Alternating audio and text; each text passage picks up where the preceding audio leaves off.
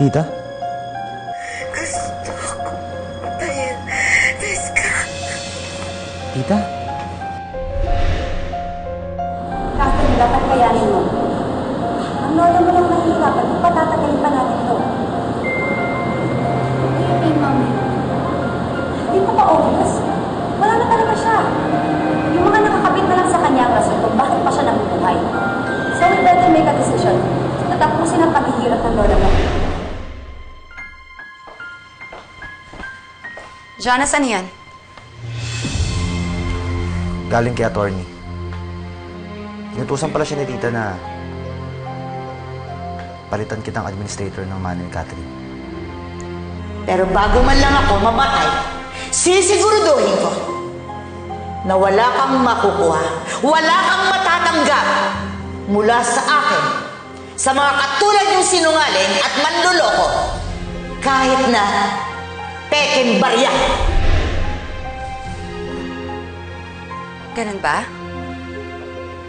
Baka siguro nagbago na yung isip ni Mama dahil alam niya na hindi ka na umiinom. Yun lang kaya yung rason niya.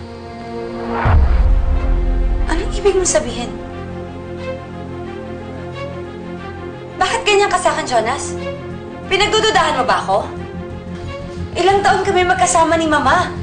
Halos tinuri ko na nga siyang tunay kong ina eh. Tapos ganyan ka mag-isip sa akin? Scarlett, hindi mo maaalis sa akin yun. So pinagdududahan mo talaga ako? Tinanggalan ka rin niya ng mana. Bakit kaya, Scarlett? Ano kayang nagawa mo sa tiyahin ko?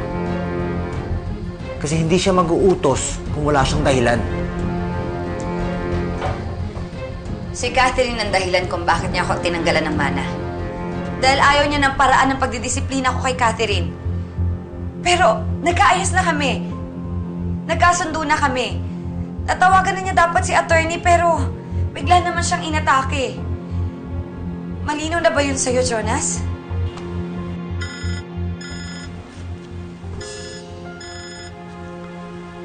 Hello, Mocha? At least hindi na ako mag-worry kung nasaan si Catherine. Salamat. Bakit tumawag sa'yo yung baklitang yun? At bakit alam niya kung nasaan si Catherine?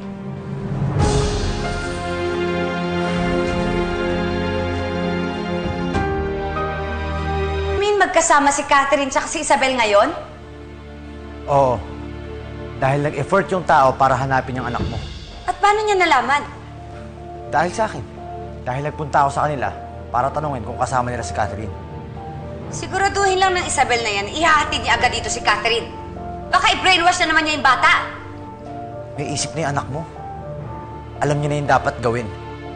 Ang mabuti pa, magpasalamat ka na lang kasi si Isabel naghahanap sa anak mo. O, edi salamat.